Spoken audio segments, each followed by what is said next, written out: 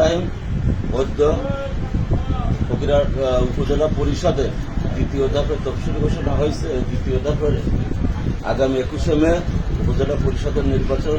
এই নির্বাচনে আমি ভাইস চেয়ারম্যান পদপ্রার্থী। আমি ফকিরহাট উপজেলাবাসীর কাছে আমি ভাইস চেয়ারম্যান হিসেবে আমি সবার কাছে দোয়া ও আশীর্বাদ চাই। আমি আশা করব আমি জনগণের রায় নিয়ে, আমি জনগণের ভালোবাসা নিয়ে, আমি ব্যক্তি হিসেবে একজন সৎ এবং নিষ্ঠাবান কর্মী হিসেবে আমি জনগণের পাশে থাকতে চাই।